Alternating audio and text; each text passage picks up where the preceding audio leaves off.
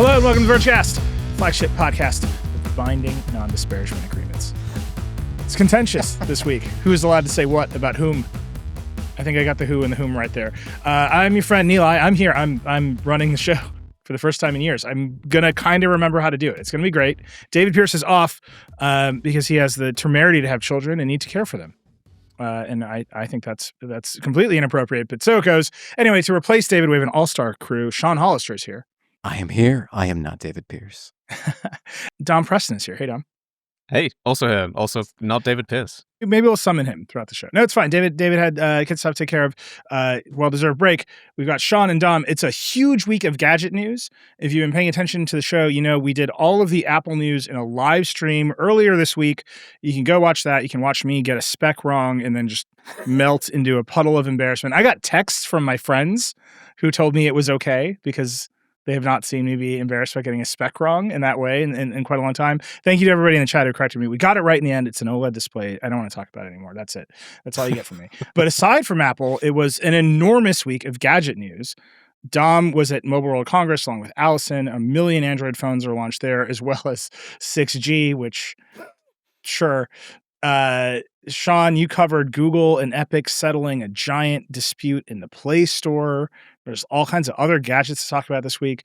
I actually want to start by talking about a gadget 1 second. I do want to say there's other news in the world. There's a war going on. There's a massive conflict between Anthropic and the Pentagon.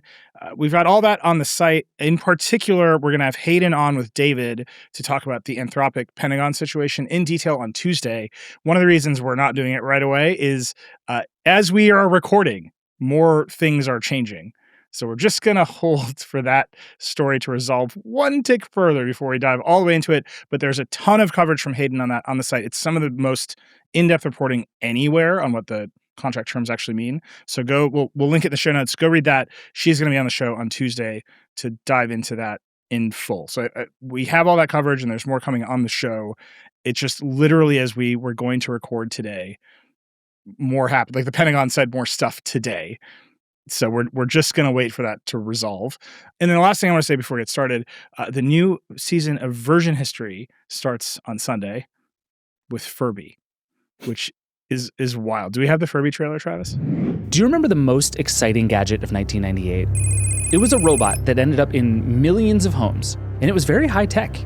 It had a light sensor, it had a sound sensor, it had fur. On this season of Version History, we have 6 stories about the tech that we talk to. What's the first rule of Fight Club? Don't talk about Fight Club.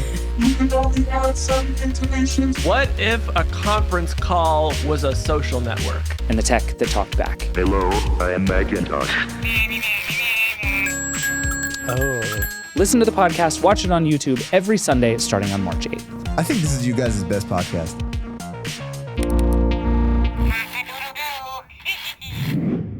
It's great. That's very good. And it starts with Furby, which I believe is one of the most politically intense episodes of Version History we've ever done.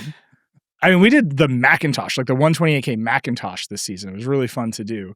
But I think the Furby is going to inspire even more emotions. Version History now has its own YouTube channel. It's at Version History Podcast. Go subscribe to that channel. I can't wait for you guys to see this season. I think David's like really cracked the code on Version History this time around. It's great. I'm excited for you all to see it. And in particular, tell us how you feel about Furbies. Because there's more going on there than you can possibly know. I cannot wait for you to see V's, Furby. It will haunt your nightmares. Okay, so on Wednesday, I promised that I would start this show with like 5 minutes of me just being happy about a gadget. And so I'm going to keep my promise. And this review isn't published. We're not ready to like issue a definitive ruling on this product yet. But if you will recall, when I went away on parental leave over the summer, I said, I'm going to get a Kaleidescape, the high-end movie streamer.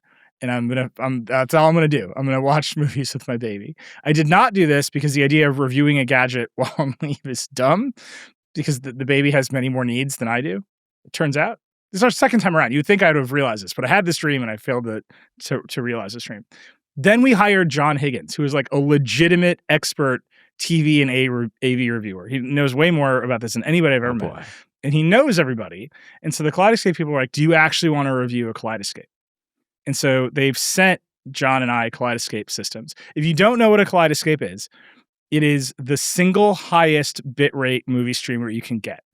And the way it's supposed to work is you don't just get one device, you get two. You get a server and you get clients that you place around your house. So the reason you have to have a server and clients in your house is because the files are so big. The movies you download are so big, you can't actually stream them over the internet. You have to download them first and then stream them locally on your own network. So the server that they sent me was a Kaleidescape Mini Tera Prime. It's an 8 terabyte SSD. It can only hold 115 movies. And the files are so big. And then I have a Strato E player, which has its own little storage, and you can just buy the thing by yourself if you want. The Strato E player alone is $2,500. The Mini Tera Prime server that I have is $10,000. So I have $13,000 of movie streamer in my house right now. It's out of control. It is the single most incredible experience I've ever had watching a movie in my entire life. I've never been so happy. And it, I have a Sony A95L, which is one of the best TVs you could buy. Some would argue it's still the best TV you could buy. And then we have a 514 Atmos system running through a big Sony receiver. So we have 4 speakers in the ceiling. We have 5 all around and a huge subwoofer. And basically the experience of watching like full uncompressed 100 megabit per second video files with full uncompressed Atmos audio or fully uncompressed DTS HD master audio is mind-blowing. It's like you're seeing reality for the first time. This is a very niche thing to say. Like you can drive your car fast on a highway and you know that you're not supposed to do that, right? And you're having this thing, you're like, oh, that's pretty cool. Have you ever driven a car on a racetrack? Have you ever had this experience? Or even like a go-kart? Have you ever driven a go-kart on a racetrack? Go-karts are a thing. I love my go-karts. Right? And you're like, oh, this is how it's supposed to be. Like, I'm supposed to go this fast. Like, my car is much faster than the highway. This is very much the experience of lighting up my TV and my speakers with like full uncompressed audio and video. You're like, oh, wait, all of this stuff I've been watching looks like shit. Look at how much more headroom there is. It is incredible. I love that you've picked a solution to watch movies like reality that you can actually share with other people. Whereas I am in my living room on my couch with a pair of glasses watching 3D movies. I cannot stop watching 3D movies on these glasses because that feels like seeing reality for the first time to me. But everybody around me is like, what are you doing in your living room with glasses on? So all I have to ask is this a better TV than the Vision Pro that you are now? Yes. So here's the thing I'm saying. It's like, I already had the TV. I already had the Atmos system. It was to your point, Sean, about wanting to be with other people. In our previous house, when we lived in the woods in the pandemic, I put up all that stuff in the basement, and literally no one wanted to go to the basement with me. Like I was like, "Do you want to watch a movie?" And everybody would be like, "Yeah." Then I'd be like, "Let's go downstairs." They'd be like, "No." And so it just happened. So it's like I would go alone to the basement to watch a movie without my family, like all the time. So when we moved here, I put all that stuff in the main room. Right, we don't have like a separate theater room. We don't have any of that stuff anymore. We just have like kind of the one big TV with all that stuff, and like that means mostly we watch is Bluey. Like the reality of this setup is like very expensive home theater is that we mostly watch Bluey on it. And then you watch Disney Plus streaming or Netflix streaming, and all that stuff looks fine and it's like appropriately that, but like we're watching basically kids movies, right, all the time because we have kids. I want to hear about the nature of reality when you are watching Bluey and uncompressed. Right, no, but let me get to it. So all that stuff is still streaming at like 15 to 25 megabits per second. Like on the high side, you're getting 25. That's a lot of compression. And in particular, it's a lot of color compression that is like, it's very wonky, but you see those numbers when you set up your HDMI signal. Like, do you want 422 or 444 or whatever? Like that is a way to describe color compression. And people have a lot of feelings about bits versus it's fine, but that is a way to describe color compression. And you get a lot of that on streaming, just a lot of color compression on streaming. That's why red, like the color red in digital video often blocks so hard. That's just an artifact of the amount of color compression that happens. And then compression generally, bitrate compression is why when there's fast motion at the Super Bowl, like the confetti comes down, the whole image blocks up. Like there just isn't enough bandwidth to show you the motion happening all at once. So you've got a lot of color compression, you got a lot of motion compression. At 15, 25 megabits per second, this is like fine for Bluey and you don't see it. We get the Kaleidescape, and we're just watching Incredibles 2, right? The same movie that we watched on Disney Plus, and you're like, oh, this is way better. Like, I'm actually seeing more of this movie. I'm noticing more things in the image of this movie because there isn't any color compression, or it's much less color compression, and the overall bitrate is so much higher that frame to frame there's more detail. This is crazy. I accidentally watched all of Pacific Rim again because so much of Pacific Rim happens in the rain that when you watch it on streaming, you're basically not watching anything. A 1080p Blu-ray still looks better than 4K Right. streams from Netflix because of this. Absolutely, because the bitrate is so much higher on a 1080p Blu-ray that you actually get motion frame to frame. So anyway, I have this like $13,000 worth of movie stream in my house, and I'm watching Incredibles 2 and rewatching Pacific Rim for some reason. And it's not necessarily the TV and the speakers. Like, obviously, the one I have has so much ability to show you the quality that that's what I mean by it's like driving a fast car fast. You're like, oh, this car is meant to go very fast. And like mostly I putter around at 30 miles an hour. Like, you're like, oh, this car could actually go 100 miles an hour. Like, that is what that feels like. So what I'm hearing is you're going to invite the Verge over to have movie night. We should all have a Kaleidescape night. But what you really get is like, oh, it is a crime how much compression these streamers foist upon us. Like, there's a big delta between 25 and 100, right? And I would pay more to a lot of these streamers to get higher quality. The only one, like Apple's a little bit better. Like Apple, I think, will peak out at 30. Like, it's like moderately better. It's like not that much better. The only one that I think you can get, which I also have on my dumb Sony TV, is Sony Pictures Bravia Core, or whatever it's called now, where it will stream only Sony movies at up to 85. Oh. But that's like, you can only get Sony movies. Like, you can There's watch Spider-Man some good 2 as stuff. many times as you want at 85 megabits per second. Into the Spider-Verse, that color compression, you're gonna like having less of it. There you go. All of that, all Sony's IP. But you the should watch it Kaleidescape, in 3D. it's just a movie store. It's got everything. It's got TV shows. I'm gonna they sent me Night of the Seven Kingdoms, which I haven't watched yet, but I'm like excited to watch it on this thing. And I'm like, your options, if you want source material that can live up to the quality of the display that you've bought, are to collect Blu-rays, which I think a lot of people are into, or $13,000 Kaleidescape. That's it. That's what you get. I don't know. I mean, obviously it's reviewing it. John and I are going to write reviews of this. I'm sure his review will actually be far more technical. Like, he has things to say other than this is sick. So I'm excited to go by in this review with him. I mean, there's some really, truly wonky stuff about this. Like, I had to open to configure it. You have to go on the web and then like log into a little web portal on the device. It's like ridiculous. Like, it's meant for installers to put in for rich people. It's not meant for normal humans to have. But I had to do that not for any particular like complicated reason. You have to do that to enable HDMI CEC because it doesn't, because for $13,000 you do not get a remote control. Because the assumption is, this is true, because the assumption is that your high-end AV installer has put this in as part of an integrated system, and you're just like sitting down in the theater and your butler is beginning this for you. I feel like far too much of the tech industry has been premised on the idea that HDMI CEC is a viable solution to solve everything. I got it. It works kind of. So now we can at least click around with my TV. But to turn it on, I have to open an app on my phone. So there's some real edges here. But then it's a video playback device, so who cares? Once you're in it, you're in it. And I've just been rewatching all of these old movies that are in the catalog that came with the device because I'm like, oh, it's like I can see what's actually going on for the first time. Highly recommended. It's very much that Ferris Bueller scene with the Ferrari. Like, I if you have the means. Anyway, it's the gadget of all gadgets. I've never been happier. We're gonna write an actual review of it. Like I said, there are some rough edges around this thing that make it not a consumer device. And of course, just to get the whole system as delivered to me, you're $13,000 in the hole, and it doesn't come with any movies. Like, you still have to buy or rent the movies. Do they cost like more than usual? Is it like $70 a movie, $100 a movie? No, that's about the same. It's all the ones I've looked 10? at are it's like $6 or $7 to rent and $25 to buy. So it's not out of Blu-ray zone. That's fine. I'm confident you can also buy a used Blu-ray player for like $150 and just buy Blu-rays. This is a thing you can also do. For now, They are discontinuing a lot of these Blu-ray players. For It's now. a finite resource.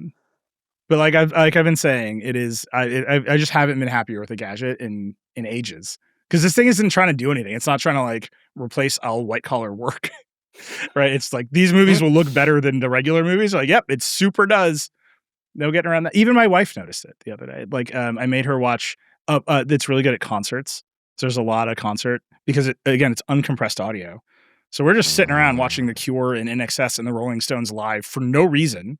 And she's like, this sounds really good. I'm like, yeah, it's uncompressed audio. And she was like out of the room by the time I finished the sentence. But it's just, you get so much more dynamic range in the audio that they have built a little business doing like concert streams or concert footage rather.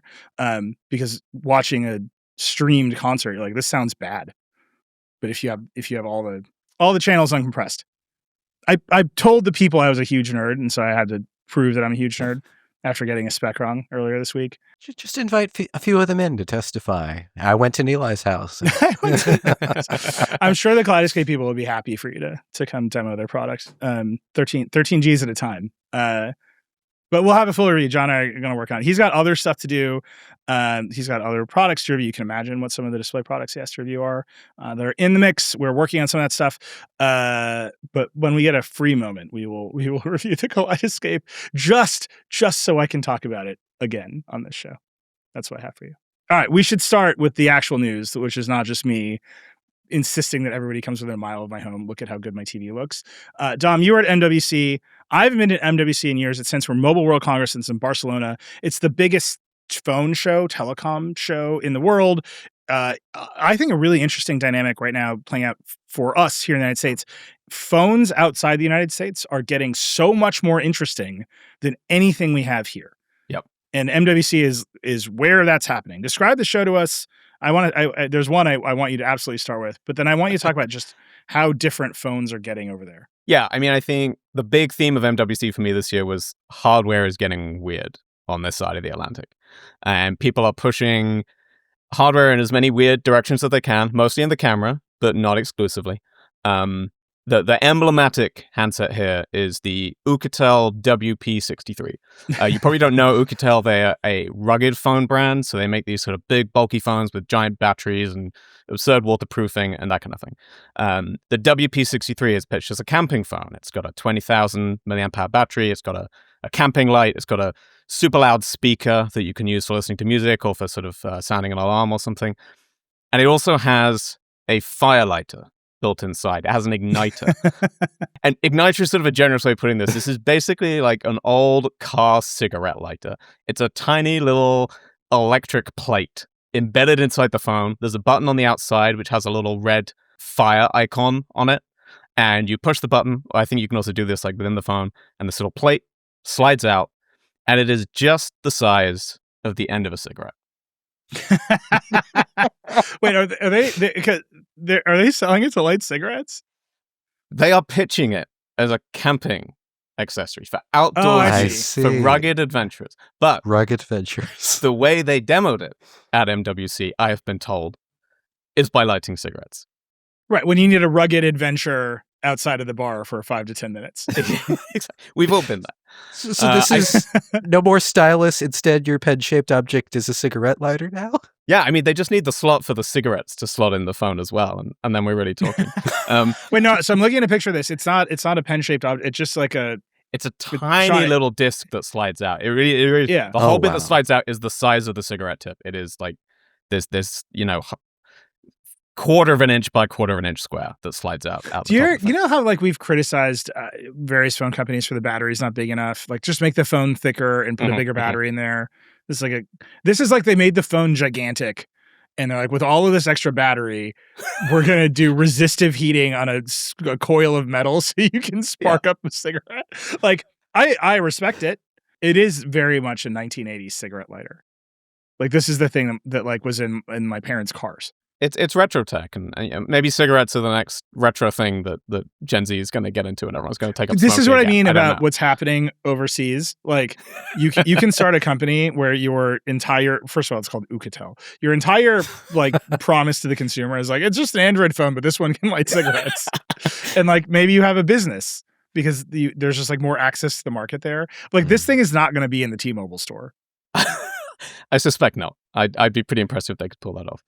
Not least because I never saw it light a cigarette. We tried to see this thing work 3 times, and I was repeatedly in contact with the PLs. I know other people did see it work. Like, it did work. I've spoken to other journalists who watched this thing light something on fire. Every time I went, it had broken about 10 minutes before I arrived. And this happened on 3 different occasions. Alice and I kept trying to see this thing, but we never once saw it light up because they had one sample and it broke every single day of the show. This is the same company that does like the giant batteries in their phones, right? Like, yes. And this one has a giant battery. It's got a 20,000 milliamp hour battery as well. They have others that go bigger than that. Once you have a big enough battery, like what can we do with it? It's like cigarettes. Yeah, you can do anything with it. And just stick a little resistive heat plate next to the battery and, All right. So this is what I mean. Like, if phones over there are just getting weird, right? Because there's more access to consumers. There's more Android users outside of the United States than not. Like, there's just a different... WhatsApp is a more dominant messaging platform that lets people switch more easily. There's all this stuff. And then you can see phone makers are competing on hardware. So cigarette lighters aside, we should talk about the robot phone, because this to me is like the most let's compete on hardware phone in quite a while. Mm-hmm. I know they're calling it a robot, but it appears that they've just put a gimbal on a phone. Oh yeah, it is absolutely. The robot phone name is a real stretch. This is the gimbal phone or the stabilized camera phone or the DJI Osmo Pocket phone. Any of those would work just fine. This is from Honor. It's worth saying this one is China only, but they do say it's coming out. This is the sort of thing you look at and you think, oh, that's some goofy concept device that someone's come up with and they made 3 of them and they're never going to sell it. They insist they are making this. There is a production run. They're going to sell them in China. They talk about it like it's a product line that will have more of them. They talked about the idea that it will come to Europe in the future, or future versions might. This is something they are supposedly exploring. But yeah, it is a phone with a DJI Osmo Pocket style mini gimbal that kind of sits in the rear camera and folds up out of the top of the phone. And then it can rotate, it can look around, it can do stabilized video, it can do subject tracking video.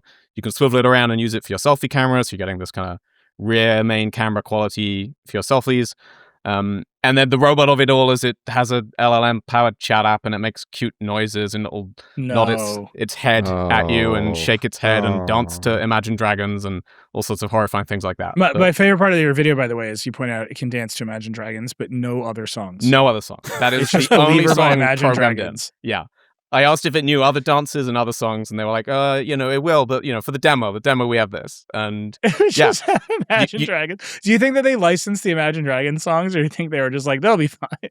I hope they did, if only for how often it was being blasted. I heard it played, I don't know, at least 2 or 3 times during the press conference. They had this dance routine on stage at their booth. I heard it played there. Anytime anyone went on the demo and said, like, hey, robot phone, play some music. Suddenly Imagine Dragons starts busting. Imagine that, but with 10 robot phones in a ring, and it's the one demo everyone wants to see is it dancing to music.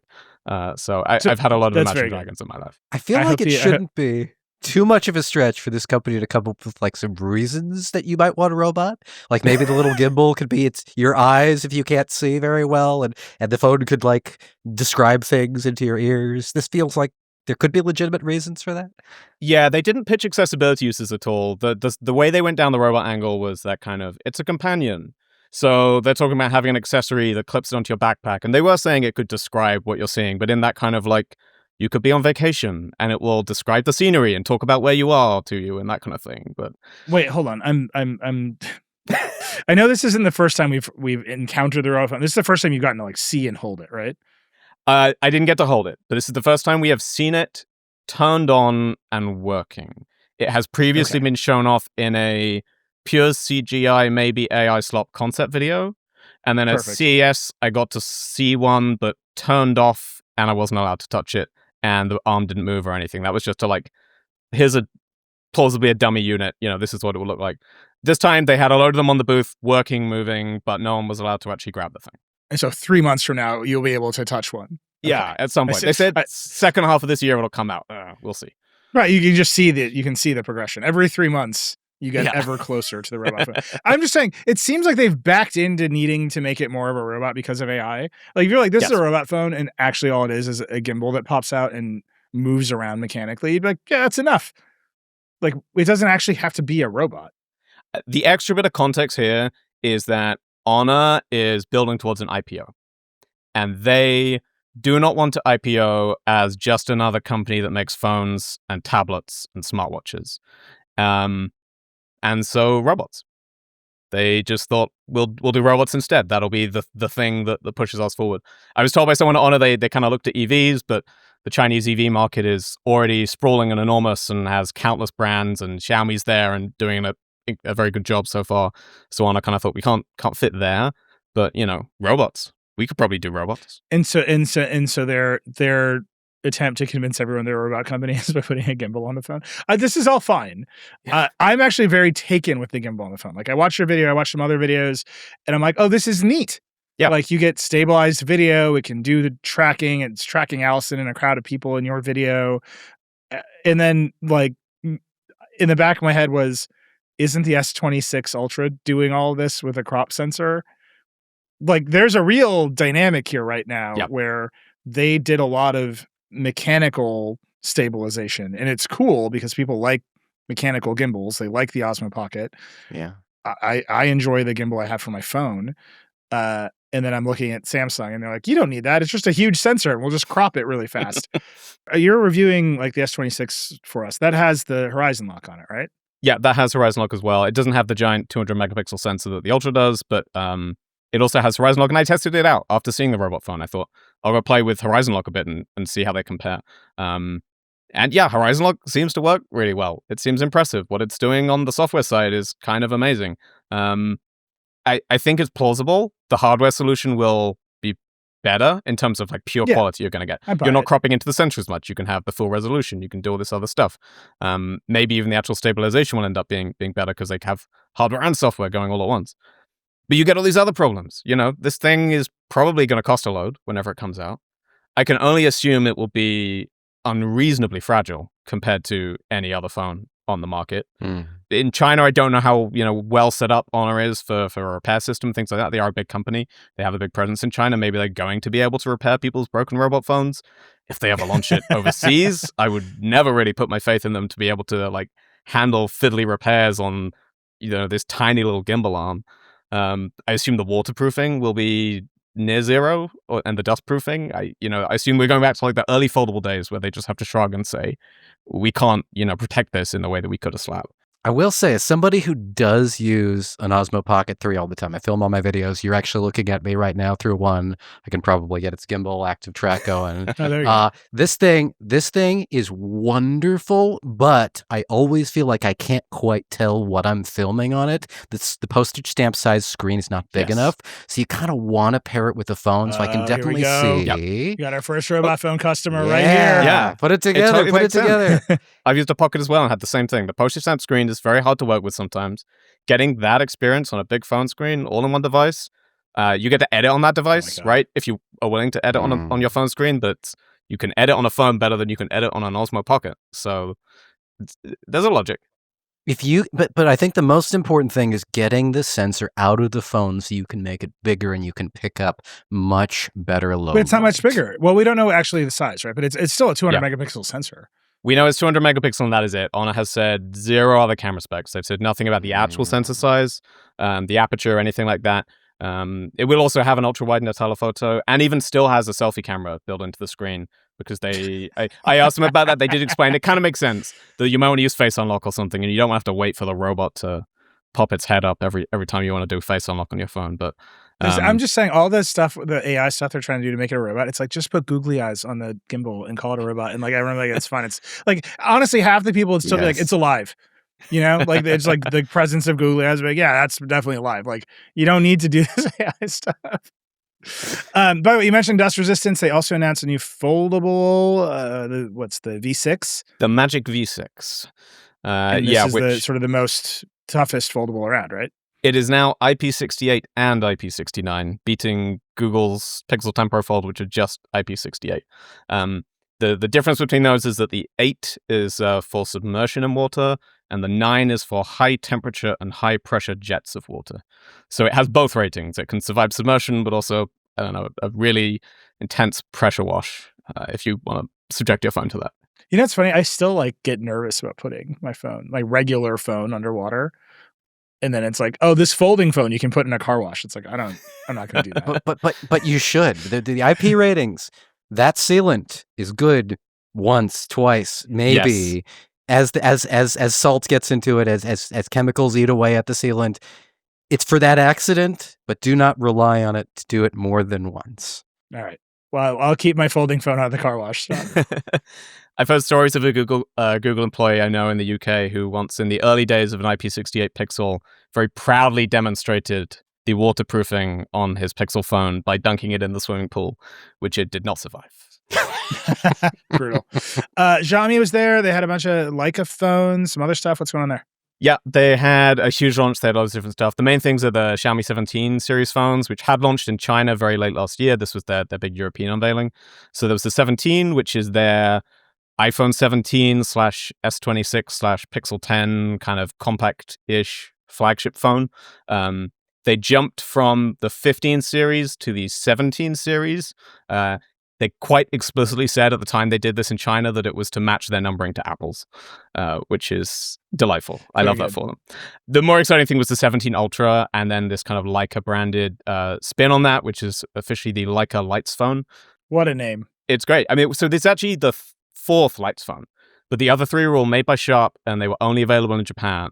And they were this kind of weird little phone that a lot of Leica nerds got excited about and could never buy unless they made a trip to Japan. So this is the first Lights phone to be global, by which I mean not the US, but everywhere else. It is kind of extraordinary as cameras goes. It's basically just the 17 Ultra, to be clear. Like the Lights phone is not a whole different thing. It's the 17 Ultra, but with a load of extra Leica branding. They put the Leica red dot logo on it.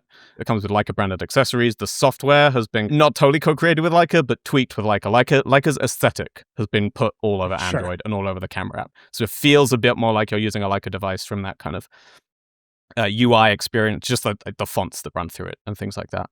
And then the big, fun, silly, gimmicky bit on top of it is that the rear camera ring rotates. So if you get the Leica version of the phone, you can use that rear camera, you can twist it around, and it can control zoom or exposure, or you can set it to sort of move between different filters in the camera app and things like that, which is fun. And I thought I would love this. I was so excited for it. And then I discovered that although in my head, the camera island on these ultra flagships feels enormous, and they are enormous. They stick out of the phone loads. There's these huge black circles on the back of the phone. They look really outlandish compared to what Samsung and Apple do. But when you compare it to actually a camera and you try and hold it and grip the lens mount with your hand, you discover it's tiny. It's really flush against the camera body. There is nothing for your hand to hold on to. And it's really awkward to actually try and use that as like a zoom controller or focus or something. It doesn't actually work in the way you really feel like it should. Yeah.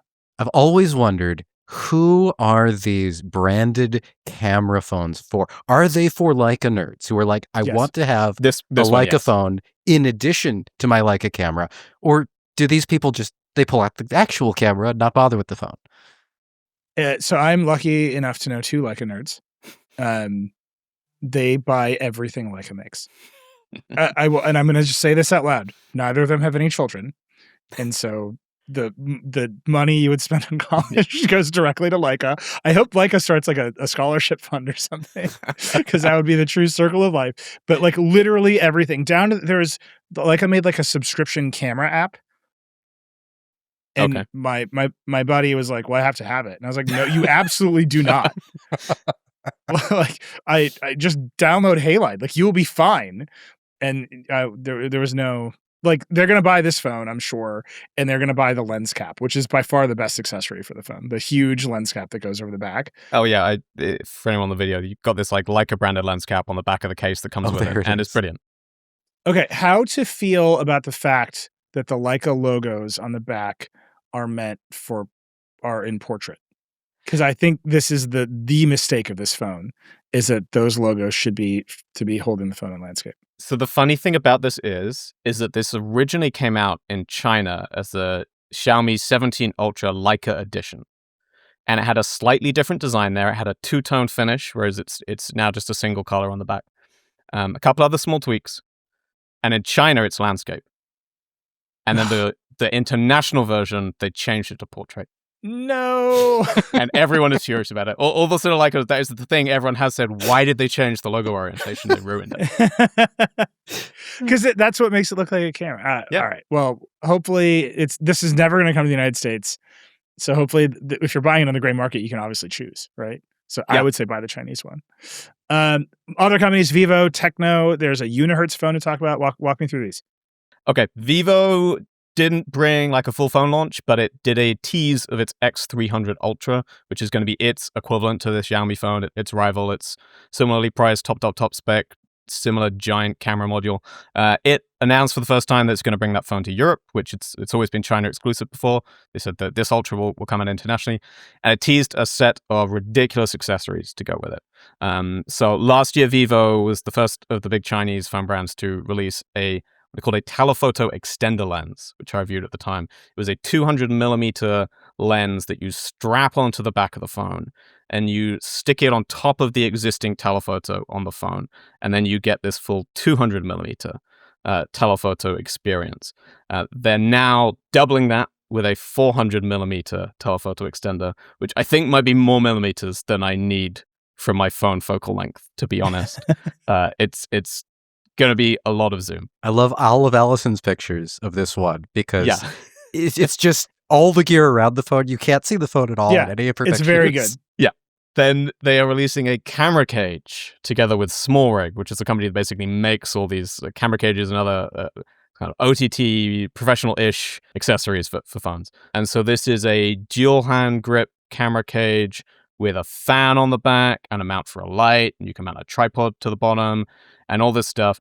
And they're really trying to pitch this as now like you can have a professional cinema setup with a phone at its center, and this can be the phone. And you know, they're announcing some other like video features, support for 10-bit log across all three rear lenses, the new stuff they're doing with lookup tables and complex video things that mostly go way over my head.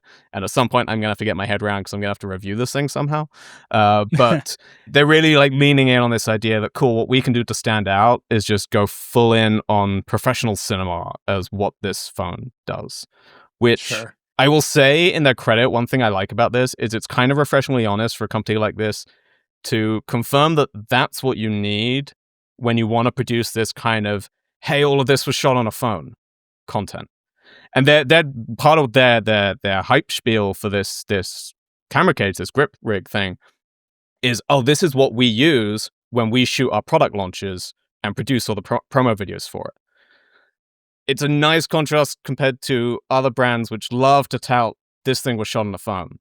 And they leave this big blank around what that means, right? Yeah, Samsung just did this at the S26 launch. Yeah. And I mean, Apple does this every time, but Samsung literally just did this weeks ago at the S26 launch. And you saw the photo, the actual rig they were using to shoot the S26 launch. And you're like, where's the phone? Yeah.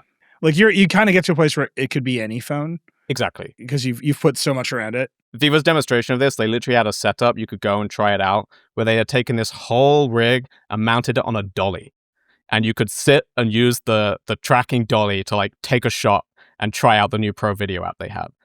And again, I just love that they're like, cool, when we talk about using this for cinema grade stuff, we mean with all these other thousands of dollars worth of equipment around the phone. Well, it's interesting. So their approach to modularity is like stuff around the phone. Then you've got this company, Tecno, which is, it's all just like pogo pins and magnets, like can make the phone bigger and weirder. And then I want to end by talking about Lenovo, which I have a lot to say about this Lenovo laptop and its modular ports. Talk about the Tecno, because we're just in an age of like modularity in like specific ways, right? Yeah. Not you're going to build your own phone out of parts, but you know, in this case, you've got, okay, we're going to be honest that what you need to do is mount the phone in a rig and then mount accessories to the rig. This Tecno company is like, we're going to be honest that you're just going to clip a bunch of magnets to our phone. And then I think Lenovo's on drugs. But let's talk about Tecno first. Yeah, so the Tecno one is back into, this is full concept territory. This is not a product they're intending to release. We've seen modular phones before. I like this. I think this is one of those smarter implementations of it I've seen imagined. It is just a very, very thin phone, thinner than a USB port. It doesn't have a USB-C port. It has a tiny battery, but they have various pogo pin and magnetic attaching points on the back where you can slap on power banks and you can stack multiple ones on top of each other. So you could kind of keep stacking these various 3,000 milliamp hour power banks on until you've got as many as you want to have. They had microphone attachments, speaker attachments.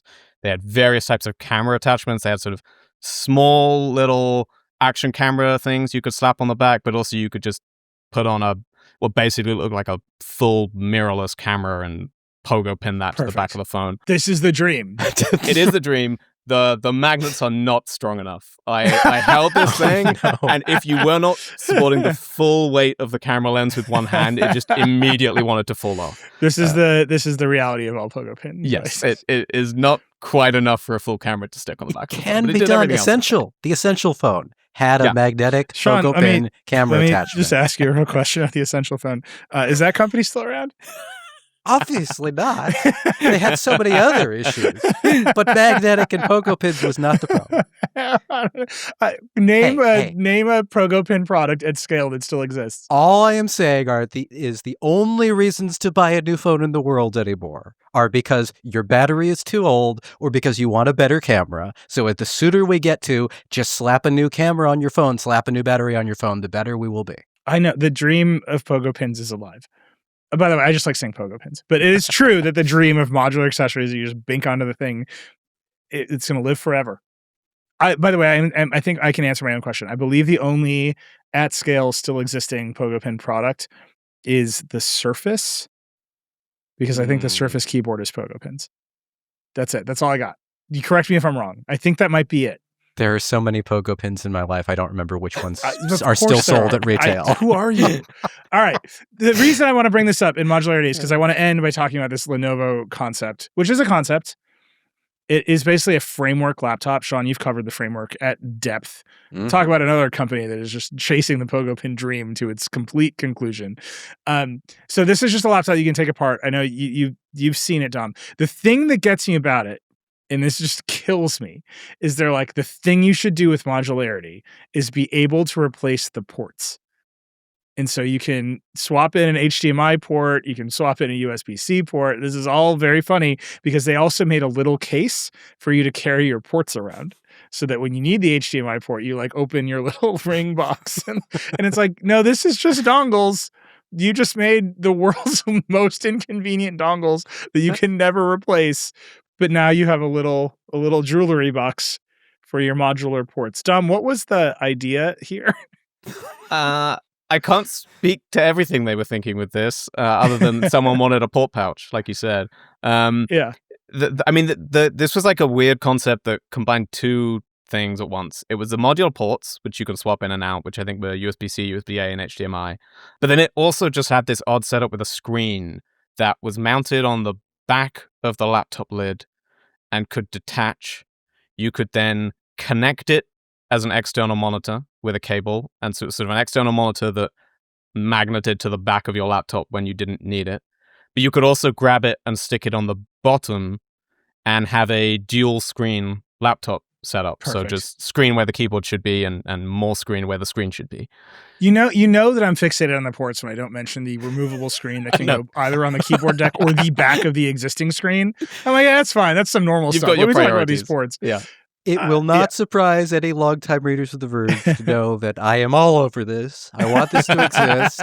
And I am especially excited that these modular ports are not now tiny USB-C connectors that go into your motherboard, but rather tiny M.2 connectors that go into your motherboard. So that theoretically it won't just be HDMI and USB. Theoretically, you could plug in eGPUs and giant solid-state drives and anything else that could run over a PCIe large bus. Really big dongles. for 2026, in which buying GPUs and fast storage is completely achievable for most people. I have a lot of dreams. I love it. It sounds like MWC is crazy. Dom, you were also at the Nothing event today. A true hero leaving Barcelona to go to the Nothing event today. They launched the 4A Pro. Briefly tell us about that, then we got to take a break. Yeah, so Nothing launched two phones, the Phone 4A, the Phone 4A Pro, and also a pair of headphones, the Headphone A, which are basically just a $100 cheaper version of their over-ear headphones that they released last year. The 4A and the 4A Pro are kind of interesting because they are two near identical phones in terms of specs. There's very little, like tiny little variations in the exact chipset and how bright the screen is, things like that. They're basically the same phone, but they look totally different. So the 4A, which is the cheaper one, which is not coming out in the US, that one's just Europe and India. The 4A looks a lot like a regular Nothing phone if you've seen any Nothing phone they've done over the past 5 years. It's got this transparent back. It comes with this kind of design where you can see what are meant to look suggestively like the innards of a phone, but are in fact not the innards of a phone. They're just some other bits of plastic and screws. And it comes in some nice colors. There's white, black, but they've also got a really punchy blue and pink, which I actually kind of love. The only real kind of shift with the 4A is they've got a new glyph lighting setup. This is Nothing's kind of design they put on the back of all their phones with some sort of funny set of weird lights that you can use for notifications and alerts and timers and things like that. Here they have a new setup which they call the glyph bar, which is just 7 vertical lights in a strip, a red one at the bottom that can be a video recording light, and they just go up and down. So you can use like a volume slider, and it's, you know, how many of the lights go up tells you what volume you're on, and you can have a timer where the blocks count down and things like that. I do love changing the volume on my phone by looking at the back of it. It's very satisfying. You know, I tried this for a video, and I was like, it just goes up, the lights go on. It goes down, the lights go off. Great. You could do that for 20 seconds tops. The 4A Pro is a bigger shift for Nothing. It's their first metal phone. So they have had these transparent designs all the way along. This one drops that. It's a big shift to their aesthetic. Suddenly, the bulk of the body is just metal. It comes in silver or black or a kind of suggestion of a pink. Yeah, this is it's blush. Even blush feels a bit generous. It's a silver with kind of a hint that there might have been some pink near it once. But then they have a camera module which looks a bit like the other previous Nothing things. So once you get to the camera module, that bit's transparent, and that bit again has these little bits of, you know, plastic doohickeys underneath, and you can see, and it looks fun and exciting. And then that phone has what Nothing calls the glyph matrix, which is basically just a round dot matrix display. This they also did on the Phone 3 flagship last year. This isn't totally new. The version on here is bigger, but it's also substantially lower resolution. There are a lot fewer square LEDs to light up in there. So it's actually a lot less useful in some ways. I was really ready to like the fact that it was a bigger size because I found the Phone 3 one a little unhelpful. I like the idea. I didn't actually find it very useful in any sort of practice. This one I feel like is going to be even worse. They have options like, you know, a glyph mirror where you can see yourself lit up in the squares, but it's now so low resolution you cannot make out any meaningful shapes in this display. It's just a blur. I will say, I look at this photo of it all. You posted a photo of it all lit up, and my immediate reaction is, okay, there's a clock. There's almost nothing else you could put on here that isn't one big sort of 8-bit icon. Like you could put like a rain cloud on here to be like it's raining. And that's basically what I think will end up being. A lot of the use case they suggested before and that I think they're going to push through here is just the idea of like, you can set a custom little emoji-esque icon for, say, different notifications. You know, the joke they made in the keynote is have a crying face emoji for when you get Slack notifications or something like that. So you can customize it and do things like that, which is fine. It's all very manual from the Phone 3, at least. When I reviewed that before, you really have to go through by app and come up with these designs yourself. You can upload images into it, but it doesn't do anything smart like just automatically pull the app icon and suggest that as a thing here. You'd have to go and download the WhatsApp icon if you wanted the WhatsApp logo to be what appears when you do it. That's ridiculous. Yes, I can't believe they didn't join that up. It's the most obvious part of this, but yeah. I think this will be a kind of controversial design for Nothing fans because the transparency is so central to all the design aesthetic they've had all the way along since they started the company. But I kind of see the logic because they did go transparent with the Phone 3 and everyone hated that design. It was not popular at all among the fans. I personally thought that phone was really hideous. This one is like different, but I also think it kind of works. There's more of a symmetry to it. It looks a bit more thoughtfully laid out. I like the look of it, but we'll see. Did they say why? Why are they changing it? I think part of it is that it can get slimmer. This is their thinnest phone yet, partly from going to the metal rather than using the plastic. Otherwise, mostly just evolving the design language and things like that. You know, they talk a lot of not moving away from transparency, but evolving the transparent design, refining the transparent design, things like that. I feel like Nothing. This is like the challenge of being a sort of Android phone maker in a market like Europe and Asia, where you're up against the robot phone and a Leica co-brand. Like this phone has Fogo pins. Like the market there is so aggressive now that nothing started as being like, we're the solution to the iPhone. Like we're going to be the counterculture rebels. And they got locked into, and that means our phones are transparent. And that is not enough at this point. Like you have to do something else. Carl Pei is out there and he's like, we're going to be an AI company like everyone else says all the time. But I think they got kind of backed into the phones are transparent and that's our whole brand. Because the brand was not supposed to be about transparent phones. It was supposed to be about much bigger ideas. We'll see what they do next. All right, we got to take a break. It's funny. We talked so much about like the Android market, the hardware market for Android. You can just see it. And Dom, it seems like it was very much on its way to MWC. There's stuff happening in that market that's just not coming to the United States. Like our market is much more constrained. We have different carrier relationships. We've got all this other stuff going on. And then we're going to come back and we're going to talk about on the software side, it seems like Android is up for yet another round of changes that Sean has been digging into. So we got to take a break. We'll be back. We're going to talk about Google and Epic. We'll be right back. Support for the show comes from L'Oreal Group, using the latest advancements in science and tech to create personalized beauty solutions for all. The global beauty leader recently introduced 2 breakthrough technologies that bring the power of light to hair care and skincare. Light Straight and Multi-Styler and the new LED face mask, both of which were recognized as CES 2026 Innovation Award honorees. Learn more about both technologies on L'Oreal.com. L'Oreal Group. Create the beauty that moves the world. Support for the show comes from Anthropic. When a question is complicated, there's beauty in the struggle, because it's never just about finding the answer. It's about the steps and the discovery along the way. And sometimes you need a partner to be a part of that journey with you. Claude from Anthropic can be that partner. Claude is the AI for minds that don't stop at good enough. It's the collaborator that actually understands your entire workflow and thinks with you, whether you're debugging code at midnight or strategizing your next business move. Claude extends your thinking to tackle the problems that matter. Plus, Claude's research capabilities go deeper than basic web search. It can have comprehensive, reliable analysis with proper citations, turning hours of research into just minutes. Ready to tackle bigger problems? Get started with Claude today at claude.ai/Vergecast. That's claude.ai/Vergecast, and check out Claude Pro, which includes access to all of the features mentioned in today's episode. claude.ai/Vergecast.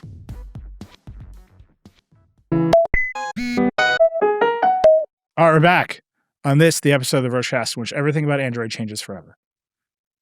We did it with robots. Now we're going to do it with in-app purchases and video games. The yin and the yang of Android. Sean, huge news this week. Google and Epic reached a new settlement. I'm actually, I was covering Apple this week, and this happened like on the same day, so I've only skimmed over the top of it, really. My understanding is Google and Epic already tried to settle this lawsuit about antitrust in Android, and the judge basically said, I don't trust you, go away. And then now they're just like, whatever, we're settling anyway. What is going on here? Let me just preface that it was incredible to be in the courtroom for the settlement hearing with Judge Donato trying very, very hard not to say out loud, but instead to make the people in front of him, make Epic CEO Tim Sweeney and make Android boss Samir Samat. He was trying very hard to make them say, instead of him, that the two companies are completely allies right now. They have a secret $800 million backdoor deal that Tim Sweeney basically said he would never do anything like. And him being careful, the judge being careful not to break this confidentiality. But they can't get around this as they're evaluating the settlement. And eventually Tim Sweeney just blurts out what's going on. All right, so I want to get to that. So just to put it in everyone's brain, Epic, which makes Fortnite, very famously sued both Apple and Google for antitrust violations, in particular because they don't want to pay the 30% fee for in-app purchases in Fortnite, which is all their money. And Fortnite's so huge that they basically could afford to get kicked off of both of these app stores and not have Fortnite in mobile because they will just collect money from children buying dances on every other platform. PlayStation especially. And this has been going on now for most of my adult life, from what I recall. 6 years. Yes, it's every day I wake up and Epic and Apple and Google are suing each other, and that's the way it's going to be. So the Epic and Apple case is totally different. The dynamics of that case are very, very different.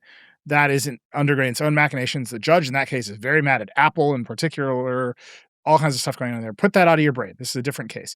In the Google case, because Google runs Android and then it has to ship Android on other companies' phones, there's just more evidence of Google doing monopoly stuff.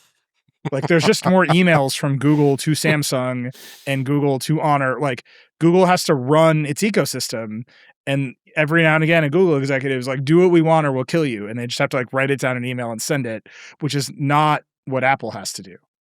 Right? Like Apple is like, come to Tim's office and then you don't know what happens there. Like, right? Apple's integrated company. It's all one stack.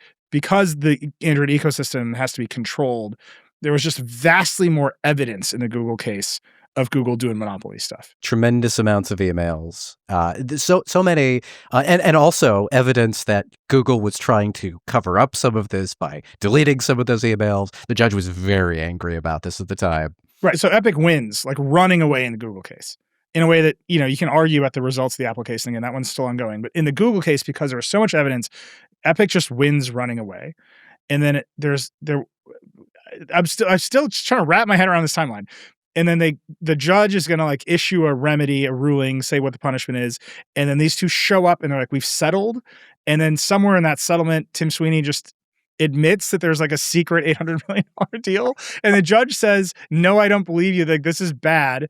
And this is the part of it. And now they're just doing it anyway. What is going on here? Okay. Let's see. Years after Epic wins unanimously in this jury verdict, and we've gone to the appeals, and we're waiting to see if the Supreme Court takes this up. Suddenly, yes, Epic and Google come out together and say, we're settling this. Now, what does that settlement mean? Because you have to remember that these companies are already past the point where any company would usually settle here. The judge has already issued a permanent injunction here that says, hey, Google, you cannot do all of these things anymore. You cannot make these secret deals that incentivize companies to bring games exclusively to Android. You cannot have all these apps on this platform completely under your control. You need to create a place where rival app stores can exist inside the Google Play Store, and you need to give them access to the full catalog of Google Play apps so that an upstart app store could possibly compete against Google Play from within. It's like this entire host and carrier process here, where these other app stores can maybe now break Google's monopoly. The judge agrees to all of this incredibly. And now that injunction has not only been in place for a long time, but been upheld by an appeals court, now suddenly Google and Epic want to be friends. And the judge is incredibly skeptical about all of this. But after this settlement hearing, where judge is incredibly skeptical and Sweeney blurts out all this stuff about secret deal, we find out that Google and Epic are now joined at the hip for whatever happens next. They come out this week and they say, we are moving ahead with many of these things that the judge was skeptical about being proper remedies for the monopoly that Google had. They are going to move ahead with lower App Store fees, which sounds great. Traditionally, you'd have this 30% fee that app developers would have to pay to Google. They'd take 30% of what was going through the App Store, unless the app in question was a subscription fee that you're paying, in which case it'd be less, or unless it was going to be the first $1 million of revenue for an app developer, there was a smaller fee for that. But generally 30%. That is the standard App Store tax, quote unquote. Now that fee is going to be less for one reason, because Google is going to reduce it to a 20% standard, down from 30 for in-app purchases. And also because Google is decoupling its billing fee from its service fee. One of the things that was decided in the Epic versus Google case is that billing and services were illegally tied together.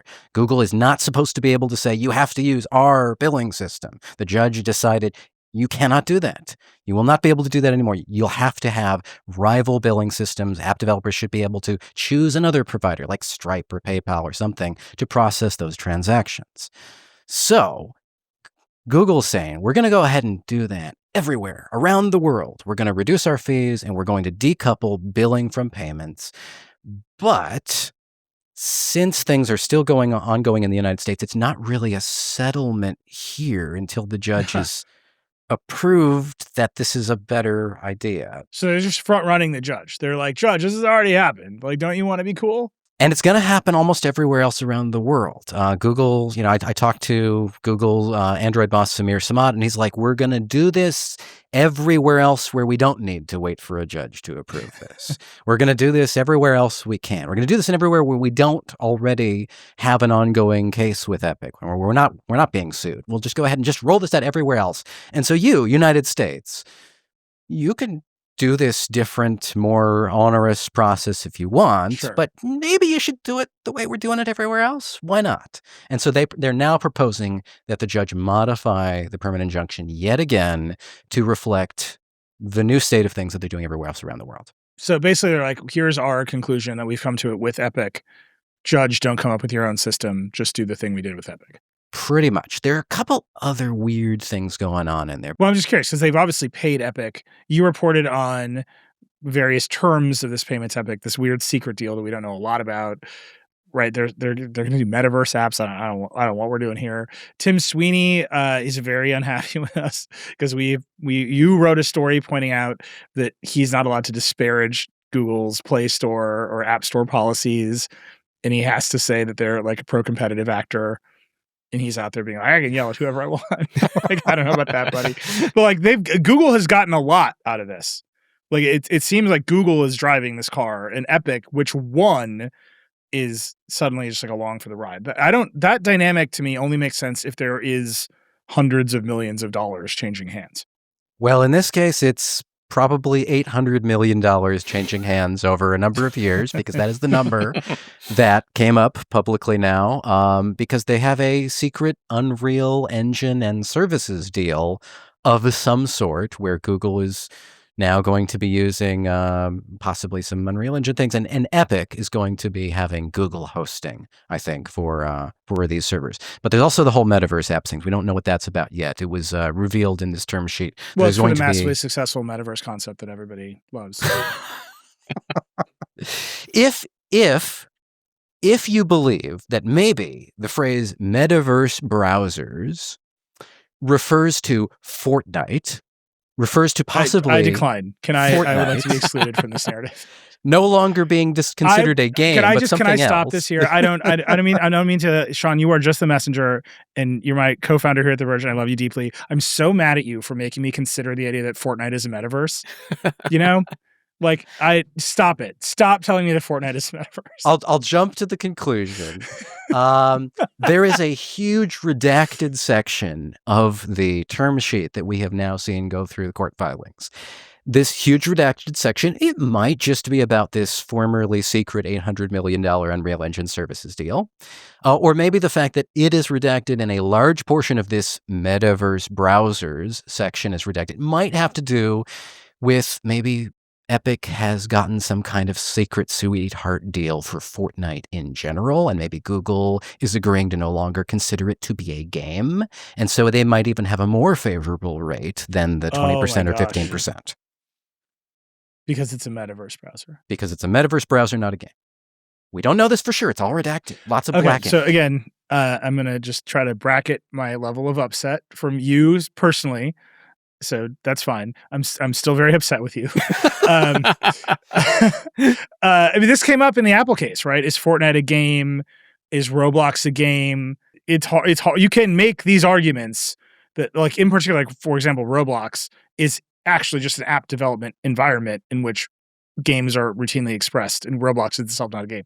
You just have to leave reality behind to do this. Like, most people do not experience these things in this way. And you're saying there's some evidence here that Google has decided that Fortnite is not a game, but rather a metaverse. A more generous reading might be that there's some future metaverse browser that is not Fortnite and something else that Epic wants. Every to get time you say deal metaverse for. browser, I think about getting up and leaving. Like, I'm going to shut this down. Another interesting thing, which we've not spent a lot of time reporting out yet, but might be interesting to listeners of this Vergecast. Epic and Google, in these revised permanent injunctions, in these settlements that they want to make, they are trying to define Android as the injunction refers to it. Like when you're trying to decide where can Google not make sweetheart deals, where you're trying to decide where can Google not impose various things that maybe seem monopolistic, Epic and Google are trying to define Android as Android apps as things that are running explicitly on phones and tablets. And I will tell you right now that while Android is this one thing, Google is currently working on another operating system called Aluminum, or Aluminium, perhaps. Technically, it's aluminium. And Aluminium. I will fight for that. I don't even mean like a US versus UK English thing. I mean, like, I believe it's actually called aluminium. It is spelled that way. It is spelled with the British English spelling. So yes, I'm aluminium. It is. This operating system, it is also revealed in court filings, is basically Android for PCs. And so if Epic and Google can somehow say, well, apps for aluminium shouldn't be subject to all of these, permanent injunction things that we don't like very much, and all of a sudden aluminium is everywhere rather than Android, and Google effectively manages to quietly rebrand everything it's doing to aluminium, I wonder what that's going to do to this, this attempt to restrict Google's monopoly. That's a lot of very subtle, very coordinated moves for Google. Do you know what I mean? This is true. Like, I like everybody over there. They're nice people. But like, we're gonna do a series of very subtle, very stealthily coordinated moves that add up to a big result at the end. It's Google. Like, what? Come on. Like, is it plausible? I don't know. The thing that I don't understand is why they think the judge will buy this. Like, just laziness, just the docket's full, and I'm tired of you two. Like, fine, because the judges already seem so skeptical of all of this. On my call with Samir, head of Android, he tried to be very deferential out loud to the judge. He did not want to suggest that in any way the court would take this modified injunction that Google and Epic want and run with it. We talked a little bit, myself, Samir, and Tim Sweeney, about the two worlds that might exist after this is all said and done. And they were very clear that there is not going to be a world. There is not a third world where there will be rival Android app stores living within the Google Play Store and registered app stores that you download from the web and put on your phone. It will be one or the other, and the judge gets to decide which of those it is in the United States. But it might be the whole world is going on with registered app stores, and everybody gets their non-Google Play stores by downloading from the web. That's how it's going to be around the rest of the world. Or it might be that the United States is the exception, where the United States has to carry rival stores within its store, and you'll download the Epic Game Store from inside Google Play, and it will have all the Android apps inside it. But everywhere else in the world, you might have to do something different and download that rival app store from the web. It might be that two-world scenario. I feel like bringing that to the judge and be like, don't you want to be like the rest of the world, is one of the least convincing things you can do to a judge in the United States of America possible. Like, they're like, yeah, I don't care about that. Who cares? And then you're like, well, yeah, because in the rest of the world, they've got robot phones. Like, it's already totally different out there. Like, I just as a point of leverage, just seems very confusing to me. Like, don't you want to be like the rest of the world? Historically, is one of the least convincing things you can say to any person in the United States. Like, no. The answer, like, wholeheartedly is like, no, we will not have health insurance. Like, at no point is anyone here like, yes, the rest of the world has it right. I think it just might be different here in the U.S. from here on out, and I wonder if maybe that's a good thing. They all of the reduced fees that Google is going to spread around the world, the best versions of them are contingent on app developers joining very specific new programs that incentivize them to be very closely tied to Google, use Google APIs, bring their apps to more devices, and to be, to play devil's advocate for a moment, to make their apps run nicely. I would love to have my phone app run great on a tablet and run great in XR and run great on my, my TV or my car. And that's the thing that Google would like to see happen and is incentivizing. This is one of the more interesting dynamics between the Apple and Google cases with Epic. You can see that Google desires the level of control over the app ecosystem that Apple has. And the mechanism of Apple's control is like a long history of beautiful design and like Apple bloggers saying that apps are ugly. And like there's a normative culture around Apple. And then it has the App Store where it's like, would you like to be featured? Make your app beautiful. Right. And there's just like there are layers of control there, some of which has nothing to do with Apple itself, and a lot of which have to do with Apple's control over distribution. But because it's all just Apple, you can't be like they're a monopoly over the App Store. Because if you buy an iPhone, you get the App Store. Google, to exert the control over the ecosystem, has to be like, how do we get leverage over Samsung?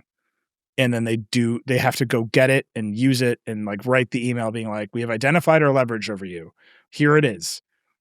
Comply or death. Nilay, you and I have been here long enough that there was a point that you and I were advocating for Google to have this control. We were tired of fragmentation. We were so tired of Android fragmentation. We were like, look at these skyhook filings. Yes, Google's cracking the whip and making sure Samsung doesn't fuck up the phone every time. If you can write us an email and explain what Sean means by look at these skyhook filings, we'll find a way to get you some merch. Like that is a deep cut, my dude. No, I'm with you, right? But that was also a reflection of the fact that all of the skins that the manufacturers are putting on Android are bad. I'm saying here in 2026, we're not looking at whatever water droplet Samsung TouchWiz garbage. We're looking at a bunch of phone makers around the world legitimately pushing that platform beyond the boundaries of what anybody considered it could do.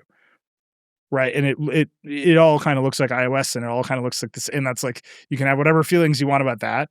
But we're not in the crazy era of fragmentation. We're at like boundary pushing on the platform. And Google's need for control is kind of like completely like it tangential to that, right? Dom, like, do you see like there's not a lot of Google influence at MWC? They're there, but none of these devices depend on Google's innovation.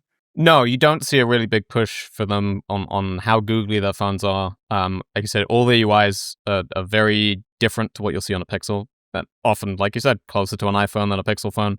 A lot of them will have, they're Android and they've got Gemini and things like that, but they're not talking about Gemini. They're talking about their own AI tools, their own AI assistants, all this stuff that's built on top of it and built around it. And no one's even comparing themselves to Google and to Pixel phones and taking them as a yardstick of what counts as success in the industry or an idealized version of an Android phone or what they should be aspiring to or building from. Whenever they want to talk about any other company, it's just Apple or Samsung. Google is there. There's this bit called Android Avenue where you can go and play with demos of new Android features, and that's kind of about the presence it has. Yeah. I don't know. We'll see. I just like the idea that they're going to show up to a judge in the United States and be like, you don't want the United States to be different. And it's like, well, even if you just look at the market, it already is so different. And then who cares? Anyway, Sean is deep in it. We're going to keep covering this quasi-settlement that's not a settlement. If you know what's going on with the secret $800 million deal and whether or not Fortnite is in Metaverse browser, you just let us know. We're in the game. I'm very curious what all that means. We got to take a break. We'll be back with Lightning Round. Support for this show comes from LinkedIn Ads. When you're running your own business, every decision could feel like make or break, and you can't afford to waste a penny. So if your B2B marketing is still falling short, it may be because you're preaching to the wrong choir, whether you know it or not. If you want to reach the right professionals, use LinkedIn Ads. LinkedIn has grown to a network of over 1 billion professionals and 130 million decision makers, according to their data. That's where they stand apart from other ad buys. You could target your buyers by job title, industry, company, role, seniority, skills, company revenue, all so you can stop wasting budget on the wrong audience. That's why LinkedIn Ads boast one of the highest B2B return on ad spend of all online ad networks. Seriously, all of them. So get your ads in front of the right people and make your B2B strategy work. You can spend $250 on your first campaign on LinkedIn Ads and get a free $250 credit for the next one. Just go to linkedin.com/Vergecast. That's linkedin.com/Vergecast. Terms and conditions apply. Support for the show comes from Zapier. When it comes to incorporating AI into your workflows, there's lots to consider and lots of trend chasing. But actually making it happen starts with the right tools, like Zapier. Zapier is how you break the hype cycle and put AI to work across your company, for real. It can help you actually deliver on your AI strategy, not just talk about doing it. Their AI orchestration platform allows you to bring the power of AI to any workflow, so you can do more of what matters. You can connect top AI tools like ChatGPT and Claude to whatever tools your team already uses, so you can incorporate AI exactly where you need it. And it's for everyone, tech expert or not. According to data from Zapier, teams have already automated over 300 million AI tasks using the platform. Join the millions of businesses transforming how they work with Zapier and AI. Get started for free by visiting zapier.com/verge. That's ZAPIER.com/verge.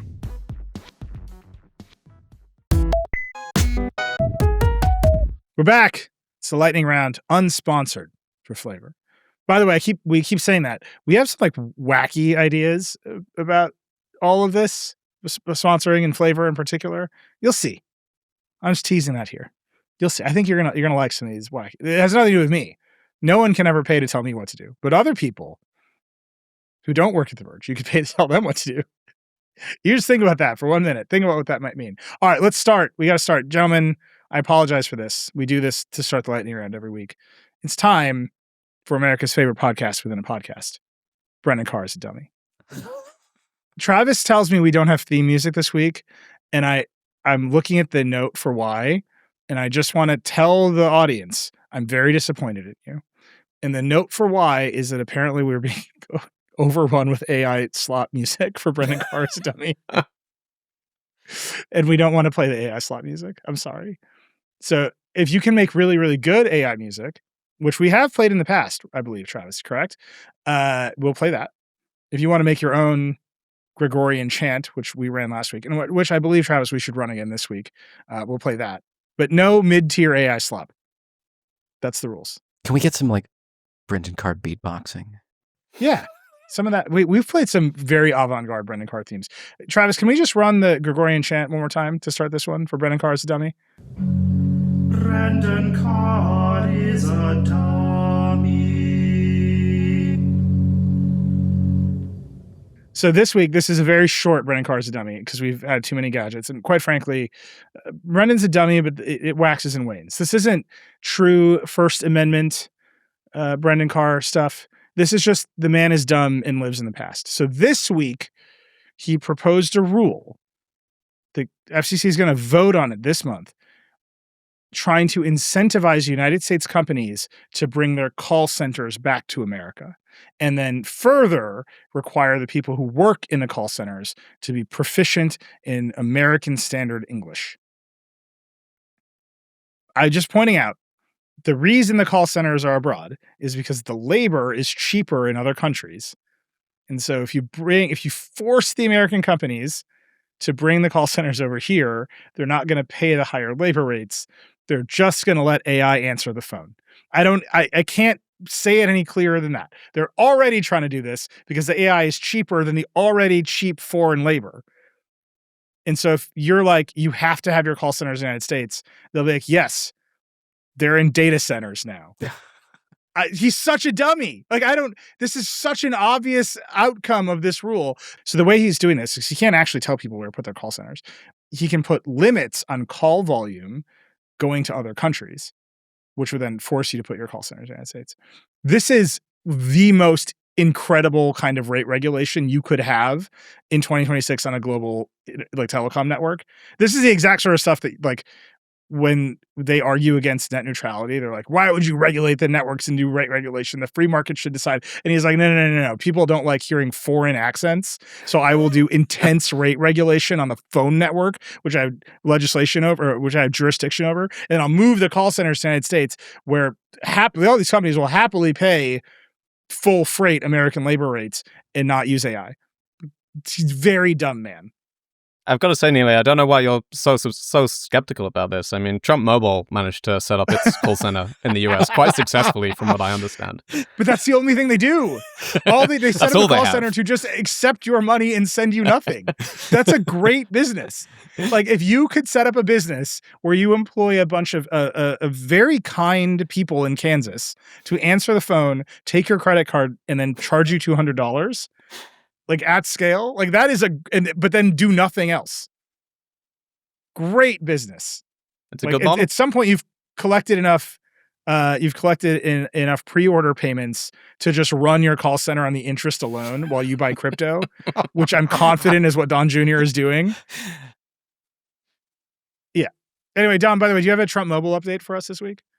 Only that it was not at MWC. I did look. I looked for, I searched Trump in the MWC database. I looked for Liberty Mobile, which is the sort of MVNO that really feels like is Trump Mobile behind a sort of gold sheen. But there was no sign of them whatsoever. I really tried. I was hoping they'd be there with some sort of flag-waving booth asserting American exceptionalism abroad or something. When you said you were going to look for them there, I was like, why would Trump Mobile be in Europe? Like they don't go there. That's not allowed. We don't acknowledge Europe. But I was kind of hoping you'd see them because they have rebranded stamp a US flag on Barcelona soil. I mean, while I was there was a lot of stuff in the news about Trump saying very angry things about Spain and Spanish politics for reasons I didn't fully understand. So we're doing the perfect excuse to go and, lay down the law at MWC too. Yeah. It does. All right. That's been Brendan Carr as a dummy with a little side show into the Trump phone. Brendan, if you're listening and you would like to investigate Liberty Mobile, which is just collecting payments for a phone that doesn't exist, by all means, we would love to hear the results of your investigation. In the meantime, I'll remind you that it's 2026. No one's watching broadcast television. And if you move call centers to the United States, they will 100% be answered by ChatGPT. It is as much of a guarantee as I can give you, Brendan. You're always welcome to come on the show. I think you're a coward and a dummy. That's been Brendan Carr as a dummy, Americans' favorite podcast within podcasts. Brendan Carr is a dummy. I mean, that alone is so much more high quality thinking than anything Brendan has done for the past year. I don't know how else to say it. All right, we got a lightning round. Sean, what do you got? I have a 61-pound machine that eats plastic and spits out bricks. I'm waiting for the return label. This is the Clear Drop soft plastic compactor. We saw that this thing was going to be at CES. It pulls in all of your household plastic, all the thin household plastic, the bag that you took off your comforter, your snack wrappers, your Ziplocs, all that kind of stuff. You put it in the machine. Eventually, weeks later, it will compress it and then heat it into a 3-pound brick. 2.6, 3.3, it varies a little bit. And then you mail that off across the country to some guy's house, but properly, after they change the shipping labels, it won't be some guy's house anymore. It will then go to... Wait. Let's just pump the brakes.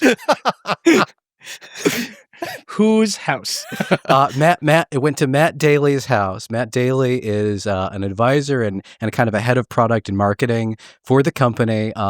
He seems to be a very nice guy who gave us a great virtual tour. Also, on the website for this product, of which he is an advisor, there are 2 testimonials from him about how good the product is.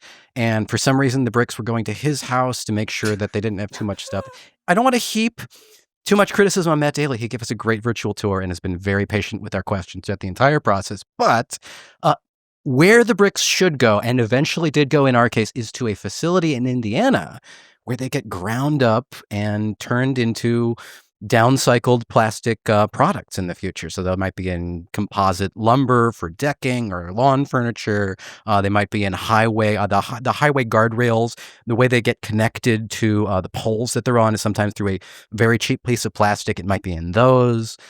This is what you can do to keep your plastics out of the landfill, assuming you want to pay $1,400 over 2 years for the machine and for the mailers that let you send these bricks to them once a month.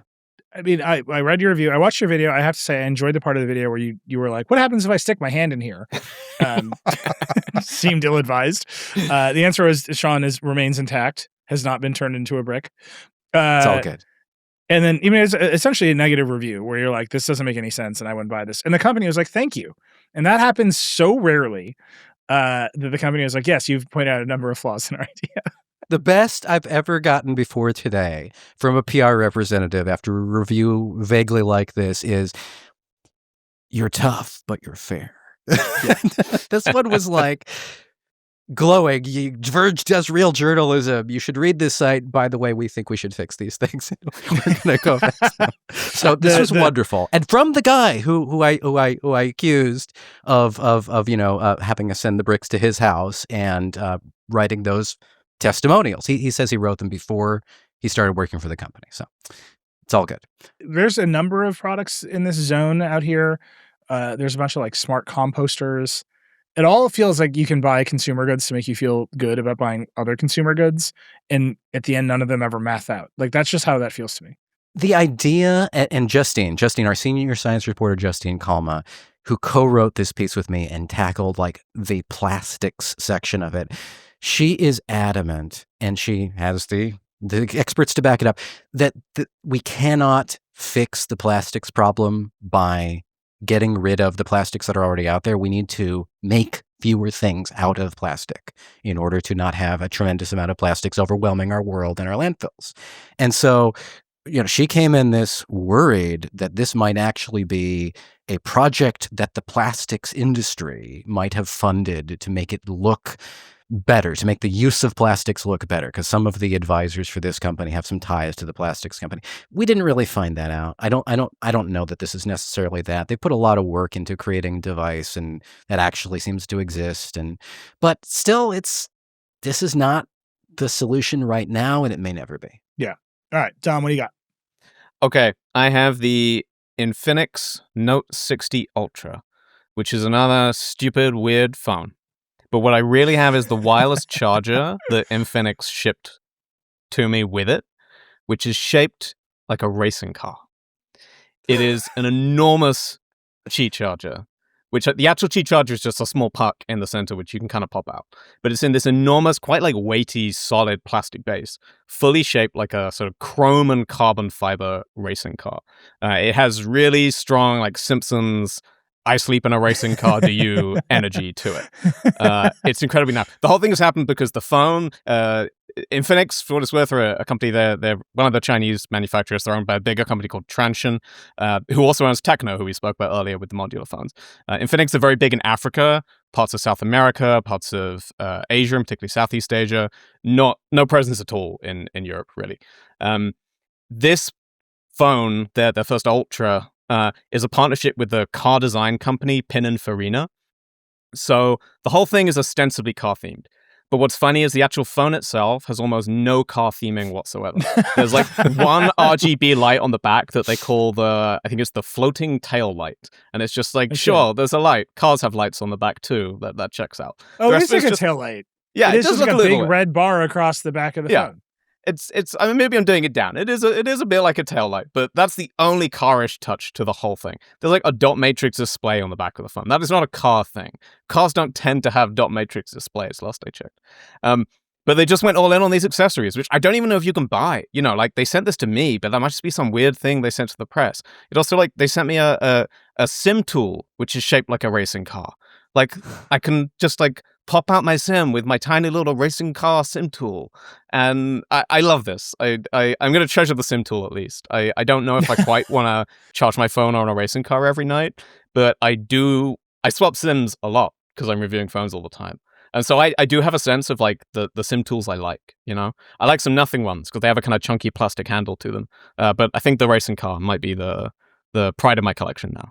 Okay, two things. One, Pininfarina is just a very funny company. I don't know if you're as deep into car world as I am. I am the opposite of a car guy, so I know less than Pininfarina is famous for designing some of the most iconic Ferraris of all time.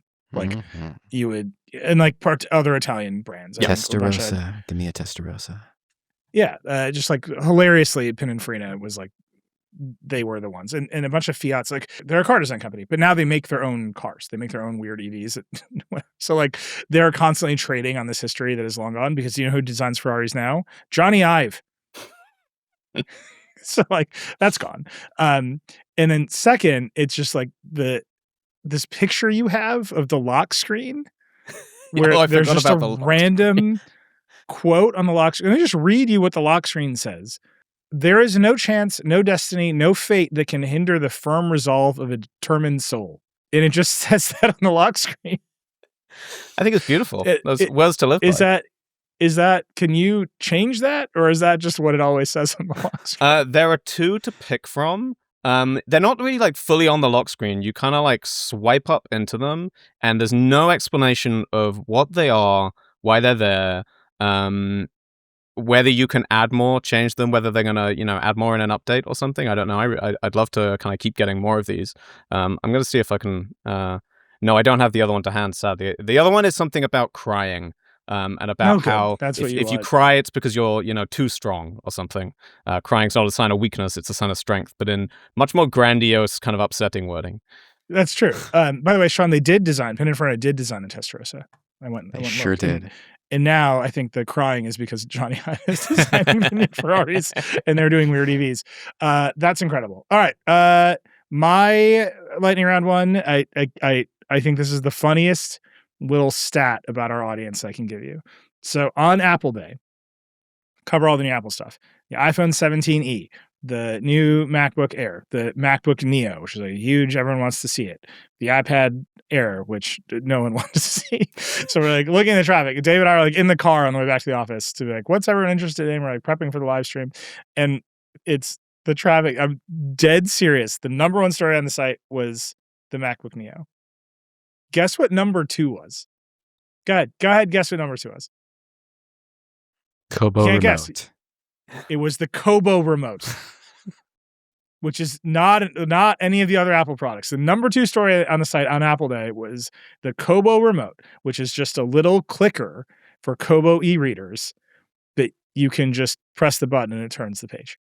And it was the MacBook Neo, and then this I don't even know how much it is. It's like $30. It's a $30. It's so expensive. It has a horrible branding on it. It says Rakuten Kobo on it. The thing is incredibly ugly. It's a $30 clicker, and it has 2 buttons on it, and one is page forward and one is page back. We have a great headline. Andrew Leszewski wrote this headline, and he's like, I love this thing. I love clicking my e-reader in bed. And I'm just telling you, it was the number 2 traffic on our site on Apple Day. It is my favorite. It's like everything I need to know about the Verge audience right there. Like, what do you actually want? You want a remote for e-reader that doesn't require a weird Bluetooth hack. Very good. Secret is everybody wants to be bundled up in a blanket. Nobody wants to put their hands on a book. Books. Yeah, that's the one. Sean, what's your other lightning round? I have the Lego Smart Brick. I have the Lego Smart Brick right here. You're literally holding This is the Lego Smart Brick. I have 2 of them. I've got 4 of them, actually. So I heard that they were out, like people could buy them, but none of the software worked yet. Yeah, so the thing about them is they're not supposed to require any software. In fact, the Lego group just did like an hour-long live stream the other day saying that these things work out of the box. You do not need to use the app. Some of the designers said, I've been working on this product for 2 years. I've never even seen the app. The app is just for downloading updates for future functionality and for turning down the volume if you are a parent. These are the only things that it is for. It is important that it has both of these functions, though, because number 1, they are loud and annoying, and they make the same sounds over and over again, which is not something I expected going in. And 2, they do not have all of their functionality out of the gate. The original 3 sets that come with them, all of which I have here and can lift if you want, X-Wing TIE Fighter and Throne Room Duel, all 3 of these, they use light, sound, color sensor to make certain different sounds. They can detect like a figure nearby, but they don't have all the most fun stuff we saw at CES, like being able to tell precisely where 2 bricks are from one another, like how close and what their orientation is like. They don't have ambient light sensor functionality yet. They're not using their microphones to like detect sound yet. And there are very few, as far as I've seen, multi-brick interactions where you can actually see all kinds of cool stuff going on that isn't simply swoosh and blast and so on. So I have here, this is the X-Wing with a Lego Smart Brick inside. Pick this thing up. Is that one dead already? By the way, they only have about 45 minutes of battery life. Lego recommends that you leave them on the charger when not in use, and I did not do that last night. So, okay, so now this is an X-Wing. I don't know how well you can hear that. And so we got Luke in there, plays the Force theme, so you know that Luke's in there.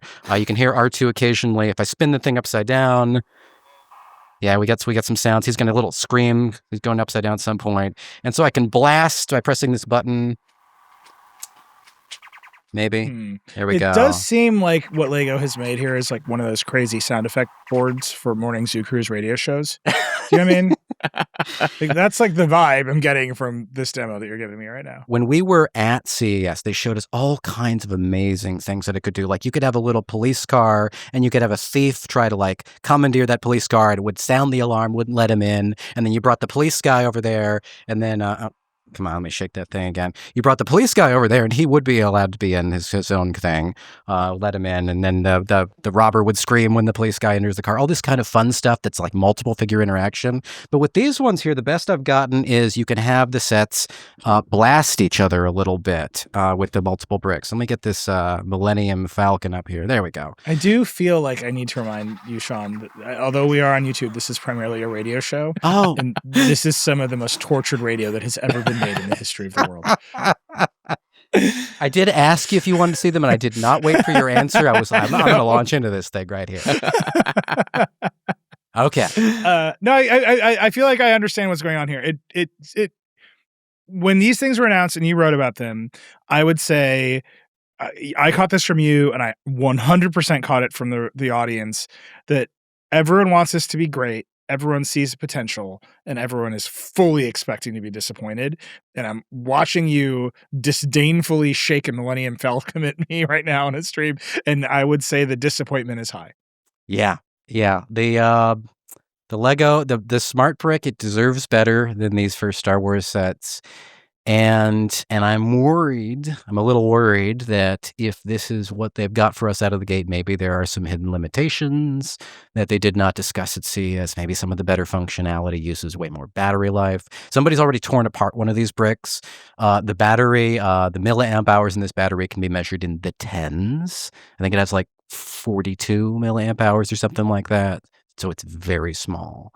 They recommend that you always leave the thing on the charger when you're not using it. The batteries are not removable, not replaceable.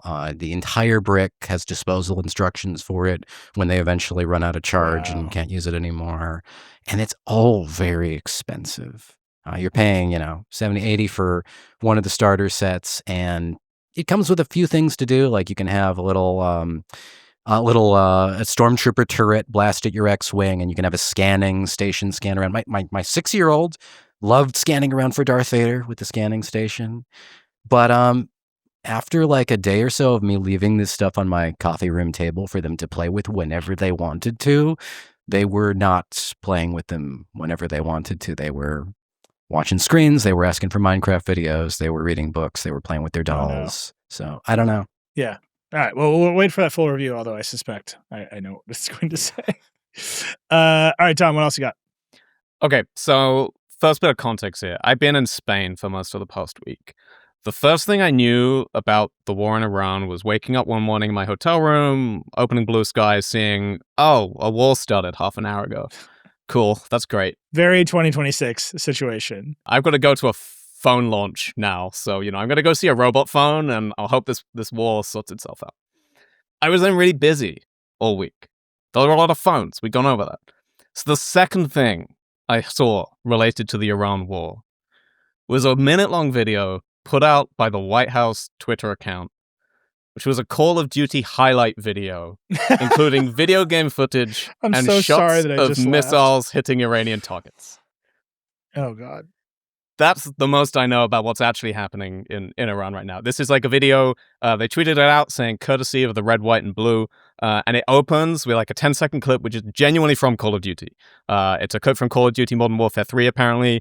It's so the animation of when you call in a nuclear strike after you've got a kill streak sufficiently high. Oh, good. That's what you want. Very reassuring. And then there's 50 seconds of just clips of actual missile strikes that have been hitting actual targets over the past week, presumably some of which have included casualties. The whole thing is set to music, and there's a couple bits with like voice barks, which I assume are also from Call of Duty. They sound very much like those kind of like little NPC lines barked out by a character in Call of Duty. I mean, there's been a lot of dystopian stuff, but this one really hit me. I do feel like we've spent so much time on this show, on the site, on Decoder, talking about deepfakes and reality detection and cryptographic signatures and C2PA and will any of this work? And like, we rarely contend with the fact that people are routinely confused by video game footage. Yes. All the time. And it's not weird AI stuff. It's literally just screen caps of Call of Duty and Microsoft Flight Simulator and like all this stuff. And I don't know that there's like you can't be like, we will do deepfake detection of Call of Duty. Yeah, it's real Call of Duty. It's actually stuff. a weird existential crisis. Like, no, that's a real video game. Yeah, that did it, but it happened in the video game. But you're just using it to lie. You just need more video game journalists. You need more video game journalists everywhere on the staff of every newsroom to be like, that's Call of Duty. Real. That is Call of Duty. That is Halo. That is bad. That's horrible. We're doing a story, by the way. Tina Nguyen on our site has been trying to identify the people in the administration who post these things, where they come from. There's a pretty elaborate system that we can kind of like see the shape of in the world, where there are like Discord servers or people like make these things and send them to the administration. If you know, you tip us. You just send us a note, because we're reporting that out. Once you see a content farm, like once you've been in media for long enough, you recognize a content farm from like 100 miles away. And you're like, oh, the Trump administration is running a content farm. It's just a very weird content farm that posts Call of Duty clips in front of real war footage, but it's a content farm. I know what that looks like. So we're trying to find the shape of it. So if you have any insight, send us a note, because we're chasing that one down. All right, my last one. I'll keep this very quick. We're just way over. This is what happens when David's not here. Is they just let me off the leash. In the background of all of this, Ticketmaster is on trial for being an illegal monopoly here in the United States. It's a very weird one, because the Trump administration has to pick up a case that the Biden administration started. Right. And this all started with like Taylor Swift tickets and all this in the background. There's a lot of history here. But the Trump DOJ is pursuing this case. There was a thought that it would get settled early, because previous figures from Trump 1 were lobbying for Ticketmaster. There's just endless complexity of this one, but it's at trial right now. Lauren Feiner is in that courtroom. It is wild stuff left and right. And the one she filed today, just as we were coming on, is basically a story in which the Barclays Center thought that it might leave its contract with Ticketmaster and go with SeatGeek. And in retaliation, Ticketmaster, which also manages a bunch of artists, pulled the Billie Eilish show at the last minute.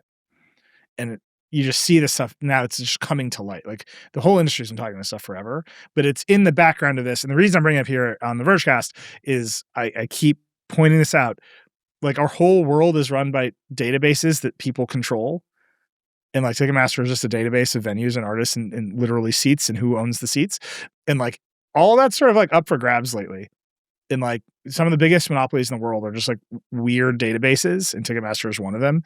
And Lauren's in the courtroom right now is like, maybe it's going to get torn down and like more people will get more access to databases in a weird way. Once you start noticing this, you're like, oh, that's all AI is going to do to DoorDash. Right? Like it's the dynamic of like who gets to access the database and how and on what terms. Woo, that's up for grabs.